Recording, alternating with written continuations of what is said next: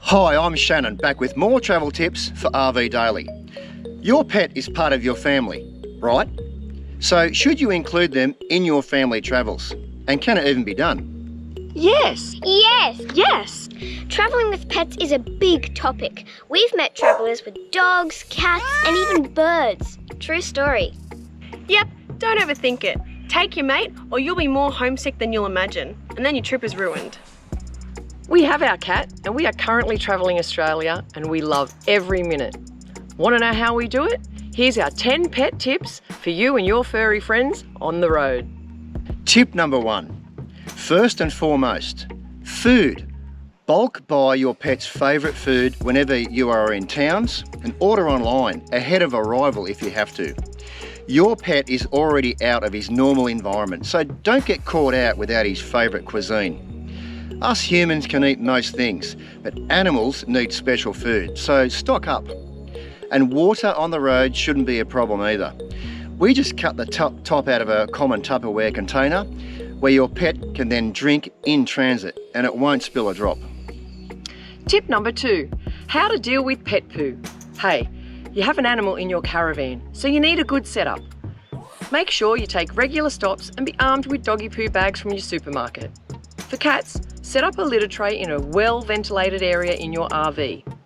Poo bags are a must. Tip number 3, vets. Know where your local vet is every time you arrive in town. Write it down. Trying to find a vet on the road is time wasted in an emergency, especially in remote areas. Trust me, we've been there. Tip 4, pet insurance. There are many. Choose carefully and read your product disclosure statement. You'd be surprised what they don't cover, even with a premium policy. For example, no pet insurance company will cover dental. Don't ask how we know this. Tip number 5, vaccinations, worming treatment, fleas, and most importantly, ticks. Be sure you are up to date with all of these treatments before hitting the road and keep those treatments up to date. Tick paralysis is a very real thing here in Australia and some regions are worse than others. Flick the tick and he won't get sick. Lastly, make sure your mate is microchipped and the information on that microchip is correct. You can even put basic information on your pet's collar too. Tip number 6, entry into national parks. You can't take pets into any national park in Australia, so what do? Ask fellow campers if they'll mind your pet for a few hours. Alternatively, if you aren't comfortable leaving your pet alone in your van, most local vets have daycare facilities nowadays. At the end of the day, forego that particular part. You're still travelling. Tip number 7, crossing over to Tassie on the Spirit of Tasmania with your pets in your RV. We recently did this and the information available to us before doing the crossing was very poor indeed. Turns out, however, you have an option. Place your pet out on the deck in the pet cages provided, but they'll be around other dogs and cats.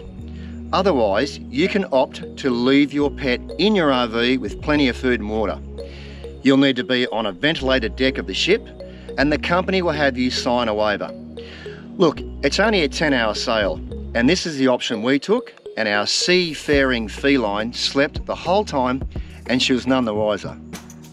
Tip number 8, pet-friendly camps. Caravan parks, farm stays, or free campgrounds are generally pet-friendly these days, but not all of them.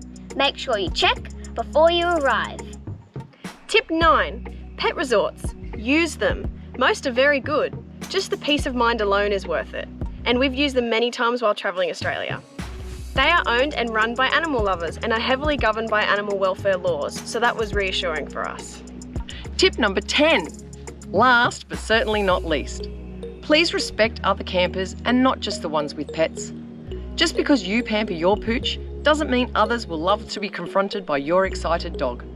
Keep your pets leashed when around other campers that might be with their own pets or small children.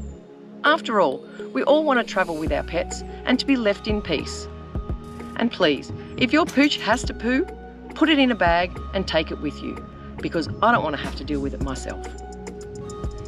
So, we hope you enjoyed taking your pampered pet around Oz. Pet ownership shouldn't stop you travelling, it will actually enhance the experience. I'm Shannon for RV Daily. I'm Lisa. I'm Jess. And I'm Chloe. Happy travels.